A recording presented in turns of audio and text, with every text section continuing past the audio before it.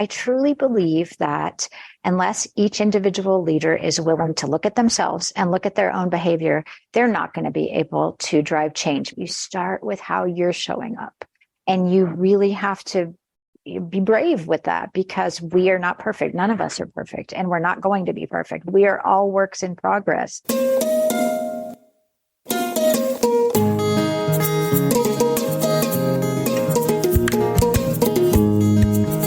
Welcome to the Whole Human Work podcast. This is Oren Shai, and today's episode could not be more aligned with the whole purpose behind this podcast.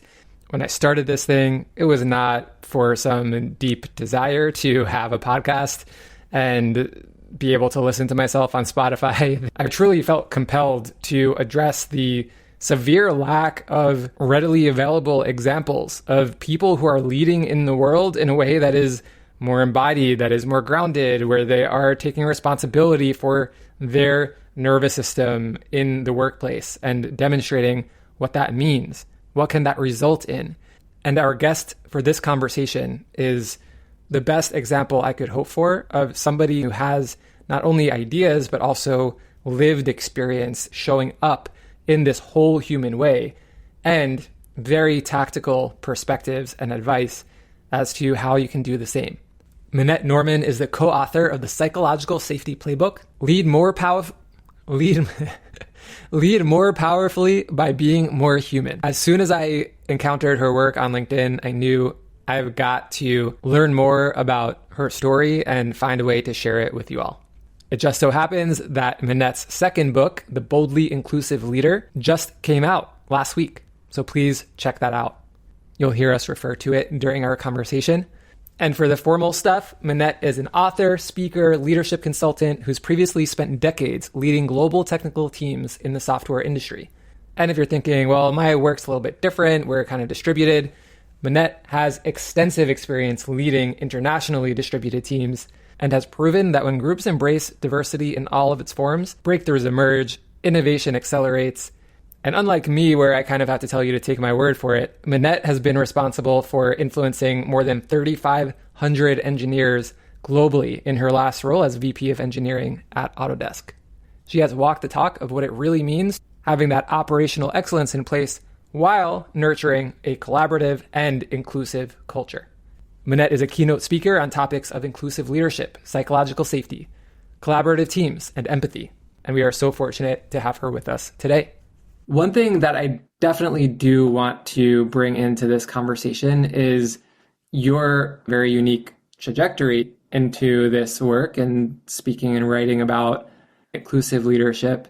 So would you share a bit about what that journey looked like and how that led you to this point? My very interesting background.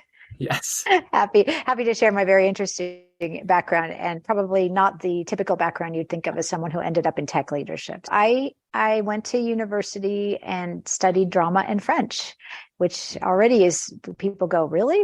How did you do that? So I wanted to be an actor. I wanted to be a professional actor. I took acting really seriously, came out of Tufts University in 1982 with a double major in drama and French, thinking I'm going to go to New York and try to make it as an actor. And realized pretty quickly I just wasn't cut out for the audition lifestyle of, like, you go and you get rejected and you go back and you get rejected again and you have to make a living meanwhile. And so I realized I think I'm too sensitive for this. This hurts too much to be rejected all the time. And so I fell back on my second major, which was my fluency in French. And I got a job. This is now the mid 80s. I got a job working at the French Trade Commission in New York City when they were introducing computers for the first time. And suddenly we went from having typewriters on the desk to having IBM PCs. And it was the first time I had really used a computer. And I took to it, and I was a quick study. And one of the things that I figured out I was good at was, first, I wasn't intimidated by just trying things, but I was also good at helping other people learn, because a lot of people were quite intimidated by this new technology. And so that ability to like not be scared of it, demystify it, and then help others led me to my work in tech. Because my first job, I moved back to California in the late 80s. I had grown up in San Francisco Bay Area. So I moved back and I got my first job in tech working at Adobe. And this was in 1989, and it was when they were developing Photoshop 1.0. And my first job was to write the Photoshop 1.0 tutorial, which came out in 1990. And that was really the beginning of 30 years in the software industry. And briefly, I'll just tell you, because I stayed as a technical writer for about 10 years, and I went from Adobe to several other companies. I think I went to 5 different companies in 10 years. And at the end of those 10 years, I was at Autodesk. So I went there in 1999 as an individual contributor tech writer. And I had no aspirations to manage teams, be a leader, be an executive. That was just not even in my mind at all. But my manager, when I joined Autodesk, said, first of all, I think you'd be a really good manager. And second of all, I need someone to manage the team of writers because I have too many direct reports, and I would really like you to do it. And I just didn't think I wanted to do it. I thought the technology was really interesting and I wanted to keep learning the tech. But I took the job as a people manager. So I started out just managing a small team of writers. And I suddenly realized, well, you know what? People are way more interesting than technology, and they're actually way more complicated. And I loved it. And that basically was the next 20 years of me in various management leadership positions, and ending up at the last 5 years in tech as a VP of engineering at that same company at Autodesk, managing over 1,000 people on my org chart and influencing about 3,500. So going from an actor to someone working at the French Trade Commission to being a tech writer to managing thousands of people, that was really unexpected, but pretty amazing. From reading some of this, the background and story in your book, it sounds like there was this recognition as you made these shifts and continued transforming in your career, this continued recognition of more and more layers of what it means to show up as an inclusive leader, as a leader who really is connecting with people. So much so. And, I certainly write about this a lot in the book and just in things that I'm writing, is that we generally are so badly prepared to manage humans. So many of us, just like me, move into management and leadership because we're good at something. So I was a good technical writer. I'm going to go manage tech writers now. And then I'm going to take on managing engineering and all of these other things. And you're not prepared for it. Like, you may take a class or two. But what I just kept learning is that people are, first of all, just infinitely complex, and that you can't manage everyone the same way, right? There's no one size fits all. And I found myself, even in those early days, adjusting because this person, really likes to just cut to the chase of things and is very direct. And this person is super sensitive, and I'm going to have to approach them differently with feedback, for example. So that kind of thing I was learning early on. But then as my career progressed and I was managing both larger and also more global, multicultural teams, more diverse teams in all ways, I realized, oh, wow, right. Here we are, we're, for example, working for a US based company, but managing global teams of people from all countries and all cultures. It's like, oh, no one taught me how to do this either. And the fact that different cultures communicate really differently. And that's, again, a huge education. Suddenly being an American manager, managing people in Europe and Asia, and realizing that I need to really flex my style. I need to run meetings differently. I need to listen differently because people are not communicating in the same way. All that, honestly, I learned through trial and error because I didn't really have role models. I didn't see a lot of super inclusive leaders. I saw people managing in one style often, and I thought, like, I don't actually want to emulate that. I think there's a better way. So I was reading a lot over the years, learning and watching and seeing, like, okay, I think that's really great behavior, and I don't want to emulate that behavior. And just getting as much of a self-education as I could, because honestly, there was no curriculum for this. Yes, that's something that struck me while reading your story was I don't imagine you would open up HBR, or I guess at that time be reading HBR in physical print and come across articles about empathy and going deep into emotional intelligence. This was before that wave. So it's fascinating to me how you carved out this path when this was not a conversation. No, it is really true. And in fact, I would say, like, those last 5 years, even so, the last 5 years I'm talking about were from about 2014 to to 2019. Those were my last 5 years in the software industry.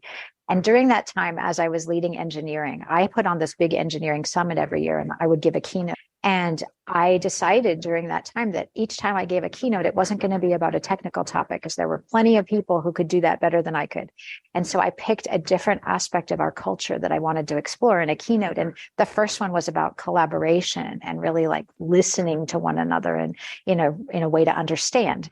And the next one I gave was on empathy. So to your point, like I was scouring things, HBR being one of them, and anything I could find about empathy. And it was interesting, when I first gave a talk on empathy, there was very little conversation about empathy in the workplace. There was a lot of information already about how we need to be empathetic towards our customers. So that was already out there. Like customer empathy has been understood, I think, much, much longer than, oh, we have to actually be empathetic internally.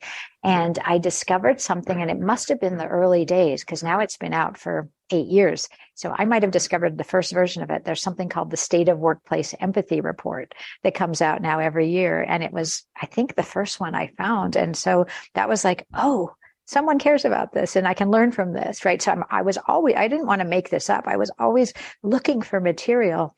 But to your point, early on, there wasn't much. Now if you want to look up anything about diversity, equity, inclusion, emotional intelligence, there's a plethora of information. But when I started exploring these topics, there wasn't as much. And I was definitely looking at, like, I found this book that was quite academic, called Social by Matthew Lieberman. And it was about how we are wired for connection. And he's a neuroscientist who's done a lot of experiments on the brain and how we as humans, I found this so interesting. We as humans experience pain when we are excluded or rejected. And that pain is no different than physical pain to our brains. It's one and the same. And I remember when I discovered that, I can't remember when his book came out, but that was so eye-opening to me. And I guess, now, again, that's more well understood, but it was new. It was new when I was reading it, and I was just blown away. It's an interesting moment we're in right now, I believe, where we have all of this information out there. There's been more and more research done around topics that shed light on how to create more equitable, more inclusive spaces at work. And I would argue there's still a pretty significant gap between what we know and what we do. And I'm curious about your take on that, and also maybe to just align on the meaning of inclusivity. What does it really mean to be boldly inclusive? I'm curious about how you would describe this based upon your own experience and based upon, seeing you nod when I speak to the gap between what we know and what we do and what's going on there. Yes, I really do agree with you. There's so much out there now. Like there's almost, in some ways you could say there's too much literature, and like, oh, right, I just wrote another book, adding to the collection of books on inclusive leadership or diversity, equity, inclusion.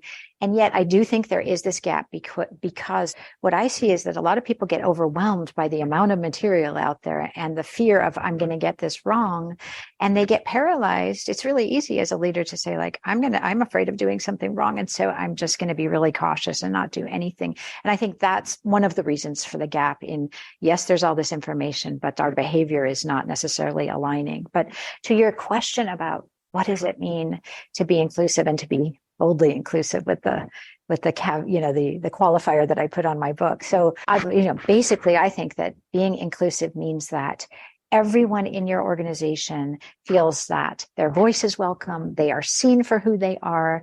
They don't have to conform to group norms, that they are appreciated for what they uniquely bring, and that they have all the opportunities that everyone else does. And that's kind of a basic definition. And why I use the word boldly in the title of my upcoming book is that I think we have been too cautious, and leaders are often quite cautious in, I'm going to dip my toe into this, but I'm not going to go all in. And to me, it's like, you have to go in on this, all in, and say, yes, I am going to be a challenger of the status quo, even if it's uncomfortable.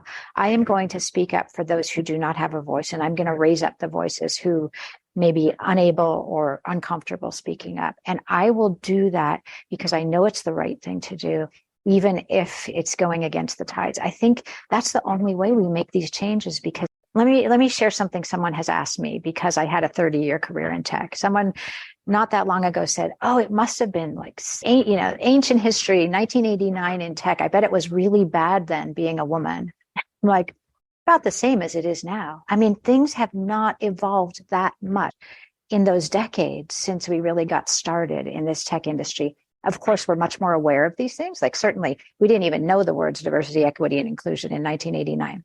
But have we profoundly changed our workplaces? I would argue not. I would argue that in some ways, maybe we've taken a step back in many cases. And even if you just look at demographics, like the demographics haven't changed that much in terms of women and other underrepresented groups. Like, the numbers are not dramatically different. And women, for example, I know in tech, like in some cases, the percentages are going down rather than up. So I just don't, I don't think we have time to say, oh, we're making gradual progress. Look at how far we've come. Like, I'm not impressed with that. Yes, agreed. Thank you for saying it. And I don't know, like, maybe, I don't know if that's unpopular, but I'm just going to say it because I was in it for so long, and I'm like, little steps forward, but come on, we can do better than this. I think there's something, if we want to look at one root cause of that, just that reluctance to lean into that discomfort that you named and to go beyond incremental change, is something that you address in your book, which is this personal responsibility and self-awareness, and really this personal journey that you need to go on to be able to exhibit these behaviors and make some of these changes that you're speaking to.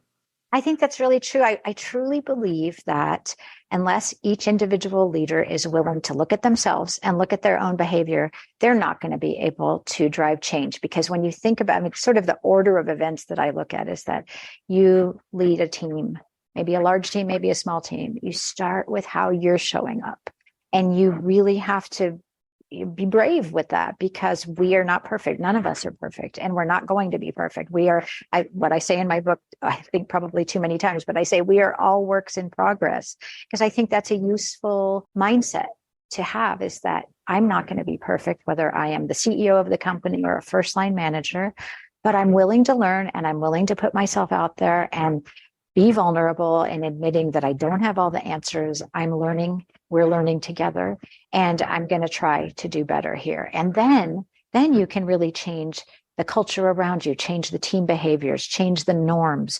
But you can't jump over that step of looking at, like, how am I showing up? How am I communicating? How am I listening? What am I rewarding? And what am I tolerating? All of those things are really important questions. And one of the things you've seen, I know that you've started reading the book, is that I put a lot, like, I end each chapter with a bunch of sort of retrospective questions to ask yourself every day and every week, because it's a practice and because it's ongoing, that you don't just like flip a switch and become an inclusive leader. It's like, okay, how am I showing up in meetings? How am I listening? How am I reacting when I get challenged? What if I'm not getting challenged? What am I doing to invite dissent? All of these things is like, it starts with our own behavior. And I do think it's learnable and teachable. And I think that's one of the things that people fear, like, oh, well, you have a certain natural level of EQ and this person doesn't. And yes, that may be true, that innately some of us are more intuitive or more empathetic, but all of this is learnable. I mean, these are like skills that you can put in place. So yes. That, I think, that's one of the things that I'd like to encourage, is it's not impossible. Even if you feel like you're starting as a beginner, that's okay. Yes, it's by no means impossible. And it does take commitment. Yeah. It does take effort and investing the time and energy into a way of developing yourself that some of us have not engaged with. And that's one thing that I personally wish that in all of these corporate DEI programs we could be more honest about, is that this is an invitation to do the work that you need to do to be able to show up in this way, but you can't skip that work and then follow a stepwise formula to be a more inclusive leader. You just can't skip it. It's the foundation for everything, because without that self-awareness, we've all experienced, I believe, working with somebody who's saying something they don't really understand or believe. I completely agree. And that was one of the things I really didn't want to write, was a book that has like, oh, there are 3 steps or there are 5 steps, and then you're an inclusive leader, because it is this work we all have to do. And, one of the things that I also really believe, and I say in the book, is that sometimes we think, okay, well, our real work is delivering our business results, whatever those may be for our industry. And then on the side, we have this other thing where we're working on culture, or we're working on DEI, or whatever it is. And I'm going to really focus on business results and making sure we hit our quarterly numbers, or whatever that is. And then when I have when I have some spare cycles, I'm going to focus on culture. And so I want to just challenge that completely and say, first of all, you're never going to have time. You're never going to have those spare cycles. So just forget that idea. But the other thing that I really want to get across is that these two should not be separated. Your culture, your investment in people, all of that will drive business results. And, I don't need to provide the business case for diversity and inclusion in the workplace, because that has been, there's just so much about that we know more diverse teams perform better, more diverse boards perform better. And it's across all aspects of business performance, whether it's the financials or innovation or employee engagement and retention and well-being. So all of those things drive your business results. Why wouldn't you be investing in them just as much as you are in like hitting those numbers? So that to me is one of the gaps in understanding, I think, from a lot of leaders, is that this is the nice to have, it's the touchy-feely stuff, and maybe we'll spend a little time on it, but we're driving a business here. This is a business, it's a machine. We got to keep it well oiled. How many mechanistic terms do we have that are thrown about in corporate spaces? And this is effectively, I think, the shift we're speaking to here. If you're especially within a tech company, when you're talking about a company that's built by its people, its knowledge, we have got to get with the times when it comes to just acknowledging that there are human beings typing that code. There are human beings making those sales, keeping the lights on. This is something that we've addressed at a surface level. We're in that era of perks, and tech is known as an industry where employees are really well taken care of in many different ways. And there is an opportunity, especially as the innovators, to be able to demonstrate this is how you do business when you are truly a human-led organization, when you have leaders throughout the organization who show up with their full humanity. And we haven't quite, because I think some of that discomfort that you pointed to, it is a very uncomfortable thing for these brilliant folks, many of whom I've worked with, people who are just so impressive and have been so impressive their entire lives, that the idea of getting messy, getting things wrong, making mistakes, to your point, that is too much to bear. And our organizations are not set up to allow for those mistakes and for that learning process itself to happen. Yeah, I would agree with you. I think that's one of the biggest issues for people to overcome, is that embracing failure as part of innovation and business. And especially, so it's interesting because it depends what industry you're dealing with. So if you're dealing with biotech or something, or pharma, for example, where, it'll take 20 years to bring a drug to market, right? They are used to failure along the way. That's part of science. And I really wish that we could take that mindset a little bit more into other industries, is that if you really, not 20 years, obviously, because many industries can't tolerate the 20 years to bring a drug to market. But in the software industry, there was this idea of, well, we're going to do agile software development and we're going to iterate and we're going to learn from our mistakes. But honestly, it was I saw it very rarely work well, because there was still this insistence of, oh, but we have to have this great product and we're not really going to iterate and learn and fail fast. And, there's a lot of resistance. And there's also too often, I think, the shaming and blaming when things go wrong and when things don't go as planned, instead of oh, how interesting. What can we learn from this? How can we move forward? And, I certainly have read a lot about this in recent years. The playbook that I wrote with Caroline Helbig, the psychological safety playbook, a lot of that is about embracing failure. And we did a lot of reading about failure, and some very big disasters have been caused by people being afraid to speak up and share things that are going wrong. And, for example, the Boeing 737 MAX disaster, where two planes went down in, I think it was 2017 and 2018, that has been traced back to people not being willing to speak up about problems they saw and they knew about.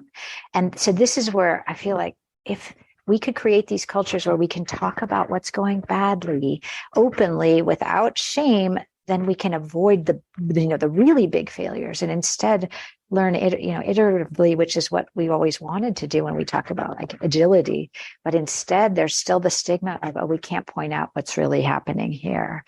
And so I think that's a big thing. And I think that I had this great example that I shared recently on LinkedIn because it struck me so much. I was at a client site a couple of weeks ago. We were doing a session on psychological safety. I had already been in and given a talk, and then I asked them, it was really just a Q&A session of like, what's going well? What have you been struggling with? And failure was one of the things that came up. And one of the members who was there said, I had a really bad failure where I didn't share some critical information, and it came up in a meeting, and my manager was there, and I blindsided her because I didn't tell her, and I felt terrible. I was blaming myself. I'm beating myself up. And her reaction was really calm. After the meeting, she just said, look, we're still learning to work together. And I love that in so many ways because, first of all, it doesn't point the fingers like, yeah, you screwed up. What a terrible person you are, which is going to put you on the defensive. But it's also that it's showing it's not just you. It's not a one-way street. We are learning to work together, and I have a role to play here. So how can we do this better so the next time you share that information openly with me? And I think if we could, that's just like a great turn of phrase. You don't even have to be a manager to use it. But anytime you're struggling with someone or there is something that goes wrong, how about just trying that out? Like we're learning to work together. What might we do differently? And explore it as something to learn from instead of to hide or be ashamed of. Yeah. There's something implicit in there, which is a level of respect. That's not a phrase that a manager who looks down on or sees their team members as less than would use. And that's one, I think, great example of how a phrase can capture and that interaction can capture a different embodiment of leadership. I think that's true. It's and there is, honestly, I saw a lot of leaders over the years who did have this sense of like, I'm up here and I'm obviously gesturing like I'm at a higher level and you're at a lower level. And we never, ever forgot about that hierarchy. And it doesn't feel like two human beings who are equally important. It really feels like I'm on a pedestal, you're down here, I'm going to tell you what to do, I'm going to speak down to you. And that, of course, doesn't bring out the best. Whereas this leader she was an executive, and I don't know the level of the person who made the error or didn't speak up. She spoke to him just as an equal, like we are learning to work together. And that's how you get people to bring their best selves and really like show up with their full potential instead of, oh, I have to please the executive, and I don't dare do anything wrong. Yeah. That's how you empower beyond just giving people stretch assignments, but actually treating them like they are somebody who you respect and you respect their contribution and you're willing to learn and grow alongside them, as opposed to being your perfect self and only doing whatever work you need to do in the background. That's so true. I think what's really important there is also that remembering that as a leader, I can learn as much from you, even if you're my staff member, as you may learn from me. It doesn't mean just because I'm in a higher position that I know everything or that I know more than you. And in fact, what I would say is if you're really a brave and courageous leader, and I hope many, many people listening are, is that you hire people to complement your skills. So you hire people who know things you don't, who are better than you at other things, and then you let them do that great work to complement the skills around the team and fill in for your gaps. And so I think what I think insecure leaders do is they hire people who are exactly like them because they're most comfortable with them, or they hire people who are not going to challenge them. Like, oh yeah, this person isn't as expert as I am. But what you want is the people who have different skills and who will challenge your thinking. That, I think, is what makes a great leader. I'd love to take a moment to read a snippet from the book. This is something that stood out to me because, as you know, this is a passion of mine, is bringing this idea of leading in a more human way, creating more human cultures and organizations. And in chapter 4, you speak to what it means to be a human leader. And you write, being a human leader means showing up as an imperfect person with all your strengths and all your flaws.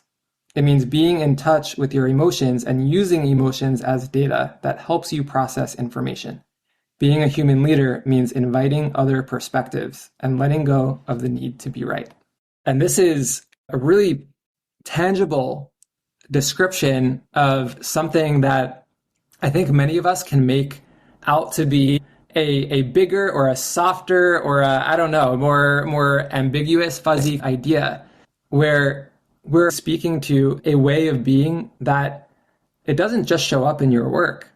It shows up everywhere you go.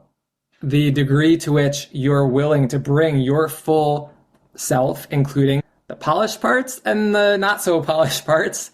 And there can be this perception like that's going to almost do away with what a leader has cultivated over their whole journey. We take this whole journey in order to get to a place where we feel like we have more certainty, we appear to be more perfect. And as we know from our personal lives and our personal relationships, that doesn't work. And yet we try and keep that charade up at work. That is so true.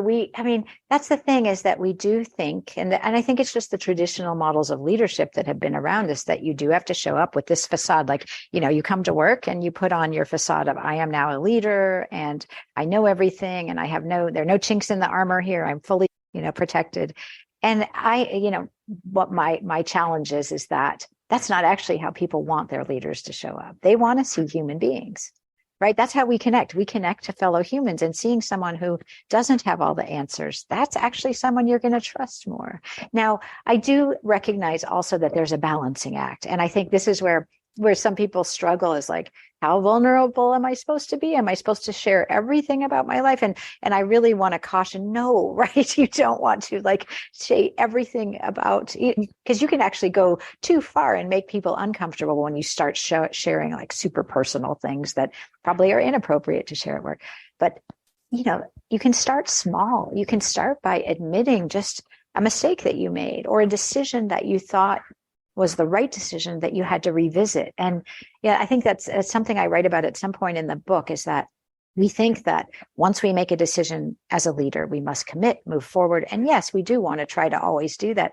But sometimes new information comes up. Sometimes you hear something that makes you have to revisit a decision. And I think the strong thing to do there is to say, look, we thought we had all the information when we made this decision, but things have changed, or the environment has changed, and we're going to course correct here, and we're going to change and go in this direction. And admitting that is scary, right? Because you have to get up and maybe a few weeks ago or last quarter, you got up and you said, this is the way we're going. This is what we're doing. And then the whole environment changes, or technology, something didn't work, and you have to course correct, and you get up and say, you know what I announced last time, we were actually having to change. You get up and you do that, and you say, we did the best we could. I did the best I could as a leader, and there's something new that I learned. And so now I'm going to shift. And I remember the first time I had to do that, and I felt it was fairly early in my management career. I had made a decision based on the information I had, and it turned out to be a really bad decision. And it wasn't a big one. It was actually where we were going to put one of my headcount was going to be in one office, and realized that was the wrong place from a time zone perspective. And it made sense to put it in Europe rather than the US. And I had to get up and announce, you know what? I made this decision a little bit on my own, and I didn't realize all the ramifications. And now we're going to move this position somewhere else. And I remember thinking, people are going to think I'm an idiot. They're going to think I'm incompetent, and all the self-doubt.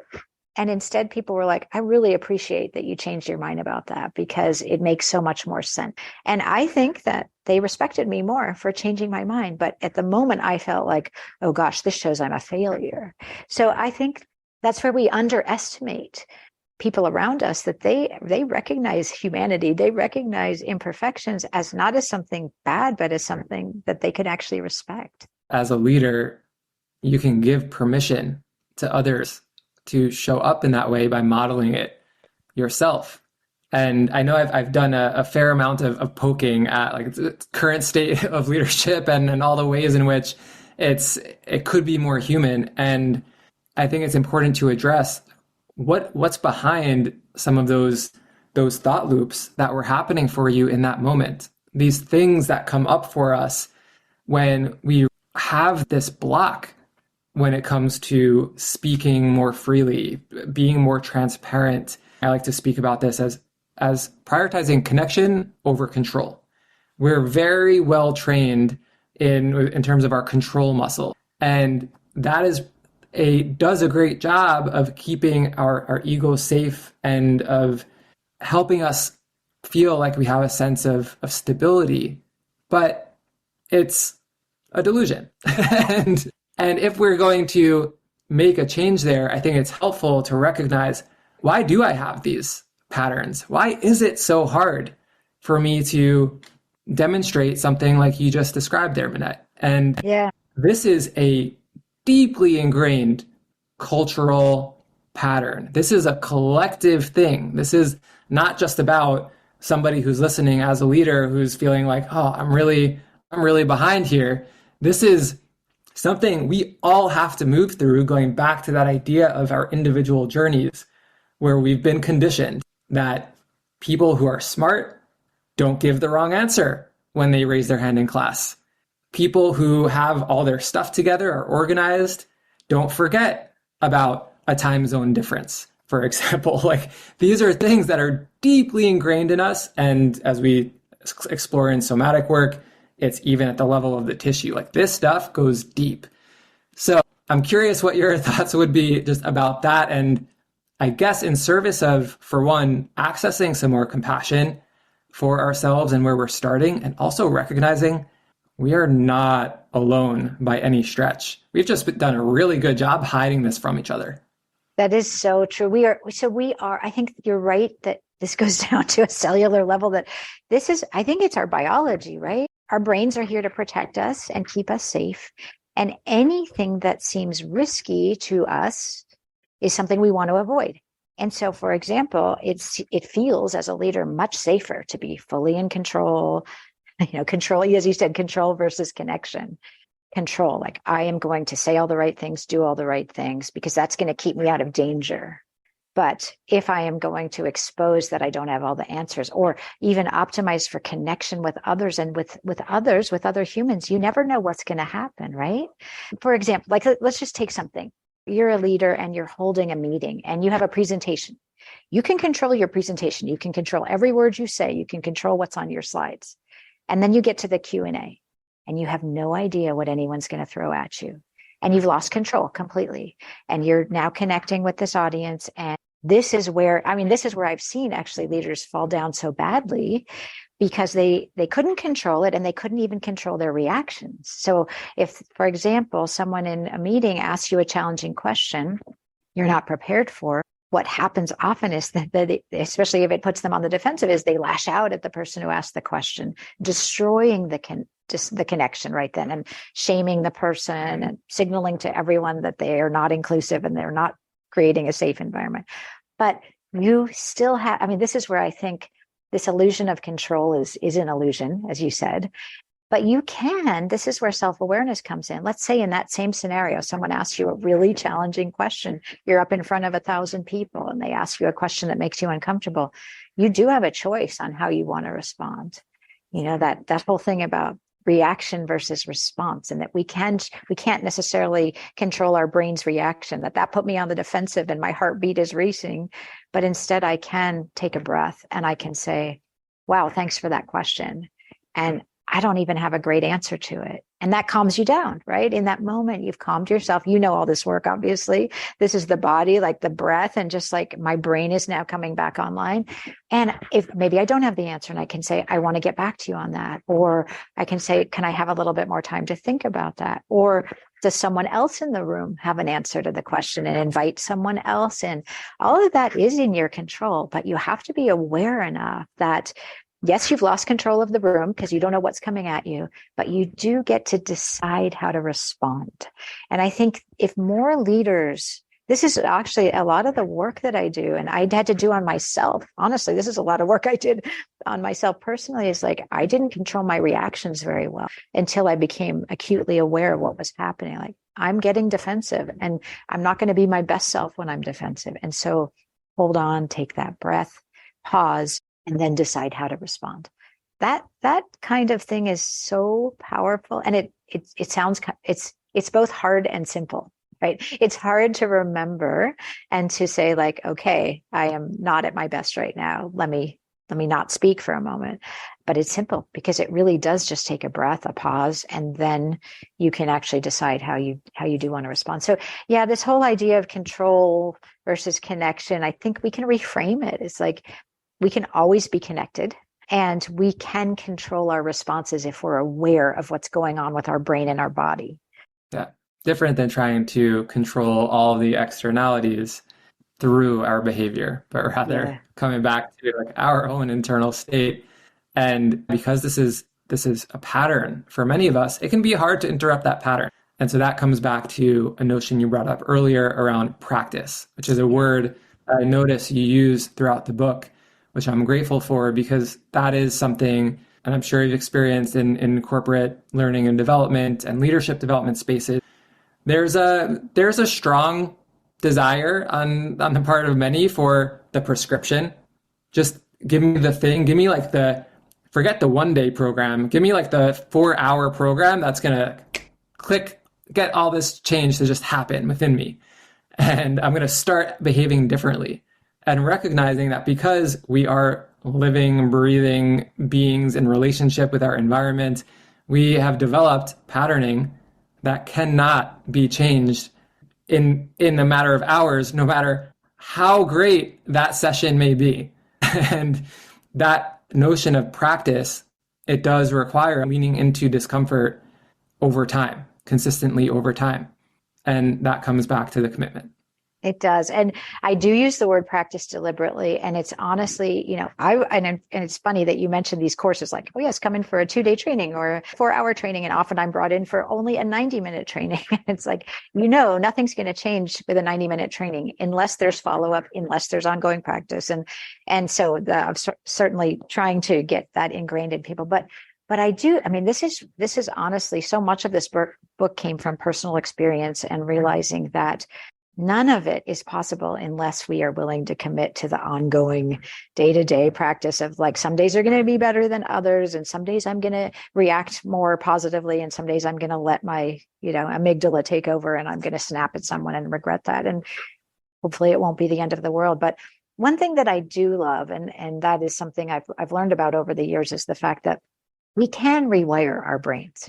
We used to think that there was no such thing as evolving the brain after a certain, like, I think they used to think that when you were a teenager, your brain was fully developed, but the neuroscientists have understood that we have neuroplastic brains, and by practicing new patterns, we can rewire our brains. And so I feel like that's something, of course, I'll be working on the rest of my life, as will anyone else who tries out these things. But it does get easier when you have been practicing, like, okay, I'm not going to immediately get defensive here. Even though I feel myself getting defensive, I don't have to react that way. And that pattern has been interrupted for me. And it's not that I'll be perfect at it, but it's definitely, I am in the process of rewiring that. And so I think that should give people optimism that your brain can change and that all of this is really possible. This is not pie in the sky ideas that I'm throwing out there. Mm-hmm.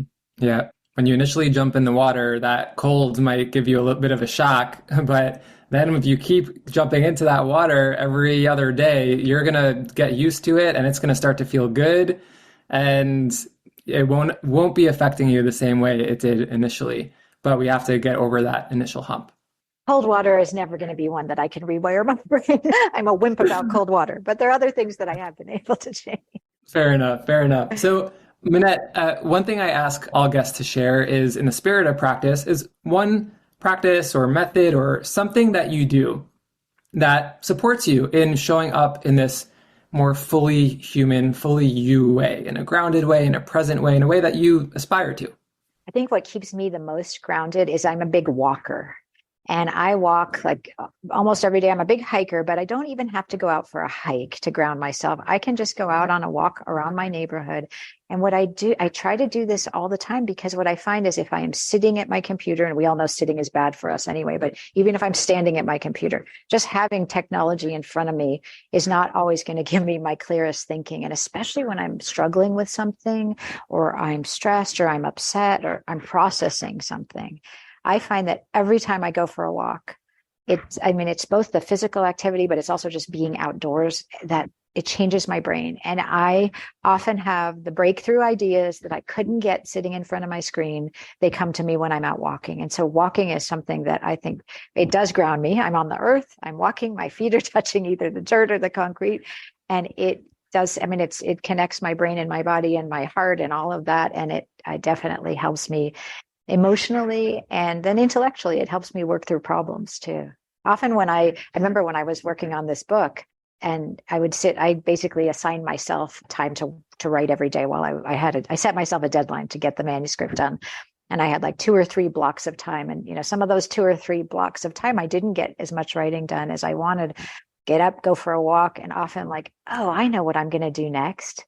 And it would come to me while I was out walking, not while I was staring at the page. Yes. And there is science behind that. And I'm glad you shared a practice that's so accessible for many of us, because it's something that I think sometimes we can over engineer. Like, what can help me like get unstuck or reconnect with myself? And this is something I'm constantly hounding. Like my clients will say, like, it's always about the walk with you. But going for a walk and getting some space outside where you can extend, to your point, like allow your eyes to focus on something that's not 2 feet in front of you and where you're not looking just straight ahead. You can breathe fresh air, you can get things moving. It really can change everything if we allow ourselves to take that opportunity. Absolutely. Yeah. It'll make you feel good too. I used to there was a person I mentored when I was back at Autodesk, and we always did our mentoring sessions as a walk. And it was his idea. It was so great. Because we were in downtown San Francisco, we would just walk on the Embarcadero for our mentoring sessions. And it would be so great for both of us, because, we were both out there moving and beautiful scenery and talking and new ideas coming. And so like, it's good for yourself, but it's also good if you can go walk with someone else to have a conversation. Minette, thank you so much for everything that you've shared with us. And thank you for deciding to write this book, The Boldly Inclusive Leader. And I'll share some more information about it. I'll have a link in the show notes as well.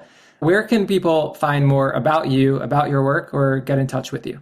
Yeah, the easiest place may just be my website, MinetteNorman.com. There are links to things on there, and you can reach out to me there. But I'm also on LinkedIn, and I love to interact with people. I love to hear what's on your mind. So feel free to reach out on LinkedIn or on my website. Thank you so much. Thank you for being here. Thank you for having me. I really enjoyed the conversation, Oren. That's it for this episode of Whole Human Work. I hope you enjoyed it. And if you have some valuable nuggets from it, if there's something that stood out to you, maybe it's something you'd want to hear more about, ping me on LinkedIn or send me an email at oren@whole-human.co. And remember to check out our even number episodes. That's where we get into the somatics behind some of the concepts that arose in the prior interview conversation. Thank you for listening, subscribing, leaving a review, and playing your part to make all this work stuff more human.